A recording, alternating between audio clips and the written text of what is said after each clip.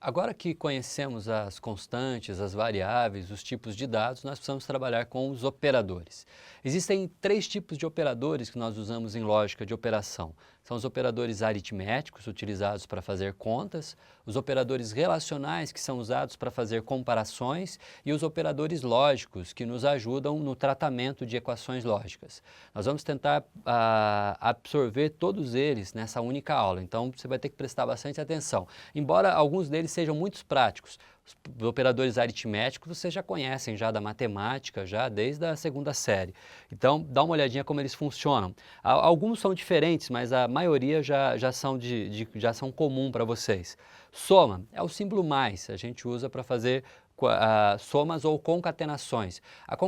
A soma é mais comum, 2 mais 4 igual a 6, mas a concatenação é quando você precisa somar literais. Por exemplo, eu preciso somar a letra A com a letra B, então eu posso usar o símbolo de soma para unir duas palavras, duas letras. A subtração é o símbolo de menos. A multiplicação, na informática, nós usamos o símbolo asterisco, e isso é utilizado em qualquer linguagem de programação. Inclusive, se você for rodar a sua calculadora, por exemplo, no seu sistema operacional, o símbolo de multiplicação vai ser um asterisco. Na matemática, a gente está acostumado a utilizar o sinal de vezes ou apenas o ponto para indicar uma multiplicação. Já na informática, nós utilizamos asterisco, guarda bem ele. A divisão é utilizado a barra simples, que também já é comum na matemática, e a potência, que é dois asteriscos. Então, se você quer levar um número ao quadrado, você precisa potencializar um número, a gente utiliza o símbolo asterisco, asterisco, os dois juntos. Algumas linguagens utilizam outros símbolos, mas você precisa daí conhecer cada uma delas para saber como aplicar a potência. No caso da lógica de programação, são dois sinais de asterisco. Os operadores aritméticos são esses e eles são muito comuns, como você pode ver. Não há dificuldade, mesmo que você transite entre linguagens diferentes de programação. Mas um outro tipo de operador que também é muito comum são os relacionais. Os operadores relacionais você já utiliza no dia a dia, a gente só não está tão habituado a escrevê-los, mas você vai ver que é muito comum. Igual.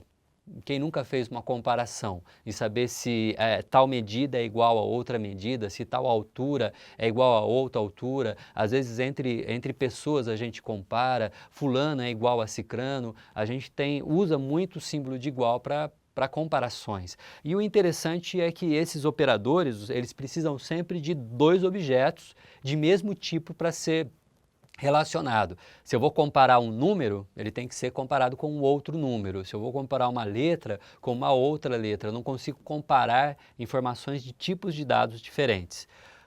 Diferente é utilizado o maior e o menor que juntos, o símbolo de maior, menor, maior igual e menor igual. Todos esses operadores relacionais, eles sempre vão trabalhar com dois objetos de mesmo tipo de dados. Nós sempre vamos comparar números com números, letras com letras, coisas de mesmo tipo, porque senão não há como ter comparação, não dá para eu comparar a água com açúcar, eu preciso ter objetos de mesmo tipo. Os exemplos que nós vamos ter são esses. Aqui eu criei uma variável x, estou atribuindo o valor 5 para ela, criei uma variável z, estou atribuindo o valor 4. Agora veja alguns testes que nós podemos fazer. X maior que z é considerado verdadeiro, porque x vale 5 e z vale 4, 5 é maior que 4. Z igual a 6 é falso, porque z vale 4 e 4 não é igual a 6. 5 diferente de z, z está valendo 4, então 5 é diferente de z, por isso é verdadeiro. Então perceba que a gente sempre terá dois objetos, um de cada lado do operador relacional, e a relação entre eles resulta um valor lógico, verdadeiro ou falso. Agora, já que a gente chegou no valor lógico, verdadeiro ou falso, a gente precisa aprender a trabalhar então com os operadores lógicos, porque é dentro desses resultados que a gente consegue fazer operações usando agora equações mesmo, equações com esses resultados lógicos, tanto verdadeiro quanto falso. A relação entre elas é feita através do operador chamado lógico. São 3 operadores lógicos que nós utilizamos e eles são um pouco mais complicados e por isso demanda um pouco mais de tempo. Vou tentar me aprofundar um pouco e ir com calma. Segura aí e me acompanha. O não. O primeiro operador lógico que nós vamos trabalhar é o não. É o único operador lógico que trabalha diretamente com um resultado. Ele é sempre colado a um resultado. A gente não precisa de 2 resultados para avaliar, apenas um. Bem simples, observa. Eu tenho aqui 2 exemplos, tá? Cada bolacha dessa que eu coloquei representa um resultado verdadeiro ou um resultado falso. Um resultado baseado em uma equação, numa comparação com algum operador relacional. E quando eu digo não verdadeiro, eu transformo o meu resultado em falso. Ele inverte o valor. Quando eu digo não falso, ele inverte o meu valor para verdadeiro. Então a função do operador lógico não é inverter um resultado. Sempre que eu tenho um resultado qualquer, o não ele inverte. Se for verdade, fica falso. Se for falso, fica verdade. Vamos ver alguns exemplos. Olha só, a variável x está sendo atribuído o valor 5 e z sendo atribuído o valor 4. Igual ao último exemplo que nós utilizamos. Se eu tenho uma comparação, x igual a z, esse resultado é falso, porque x vale 5, z vale 4, são diferentes, então x igual a z é falso. Mas se eu escrever não x igual a z, aí o resultado é verdadeiro. Perceberam a inversão? Eu pego um valor falso e transformo ele em verdadeiro. Ele faz a inversão, então. É para isso que serve o operador lógico de negação, o operador não. O outro operador que nós vamos ver é o e, também chamado de conjunção. O e ele já é um operador lógico que não trabalha em cima de um único resultado, ele avalia 2 resultados lógicos. E se nós entendemos que qualquer resultado lógico pode ser verdadeiro ou falso, então eu posso ter várias combinações de verdadeiro com verdadeiro, falso com falso, verdadeiro com falso, falso com verdadeiro. Veja só, eu peguei todos os exemplos. Isso aqui é chamado de tabela verdade. Então eu posso ter a relação de um verdadeiro com falso, de um verdadeiro com verdadeiro, de falso com verdadeiro, de falso com falso. Todas essas possibilidades existem e nós temos a tabela verdade que ajuda a gente a perceber qual seria o resultado dentro de cada situação. Então, observe essas situações. Então, verdadeiro e verdadeiro, eu tenho o resultado verdadeiro. Verdadeiro e falso, me dá o resultado falso. Falso e verdadeiro também me dá um resultado falso. Falso e falso também me dá um resultado falso. Bom, vamos entender essa tabela verdade, como funciona. Imagine que você tenha coisas para fazer e você tenha condições para poder fazer ou não. Por exemplo, comprar batata no supermercado. E você, nessas condições, você tenha, se a batata estiver boa, se ela for uma batata bonita para a gente fazer um purê, e o preço for barato. Então, se você chega lá para comprar o seu produto, você vai fazer exatamente esse teste. A batata, ela tá legal? Tá, então verdadeiro. O preço tá bom? Tá, verdadeiro. Então, se ela está boa e o preço está verdadeiro, eu compro.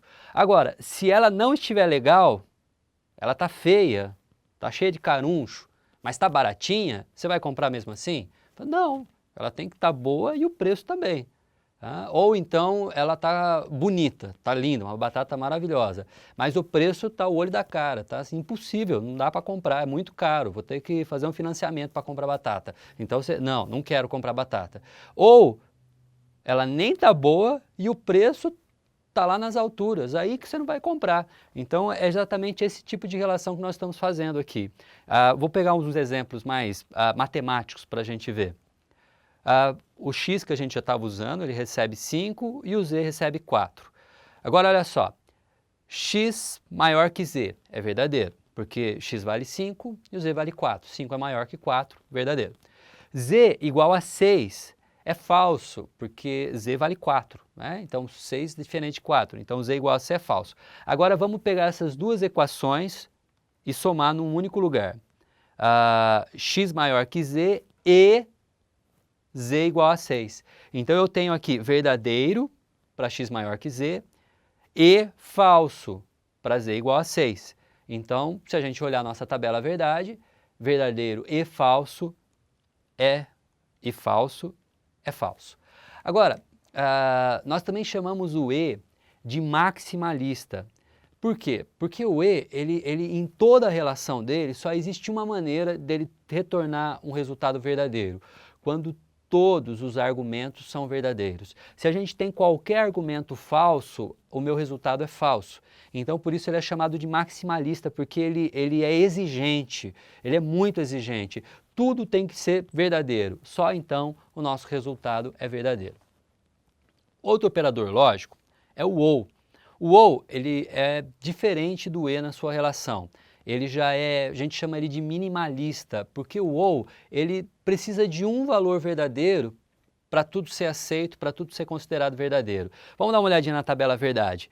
Como ele também trabalha a relação entre dois argumentos lógicos, então ele pode ter dois valores verdadeiros e falsos sendo relacionados, iguaizinhos. A gente pode fazer todo o cruzamento e a gente vai ver que a gente vai ter um verdadeiro com verdadeiro, verdadeiro com falso, um falso com verdadeiro e um falso com falso. Veja como que fica a tabela verdade do ou.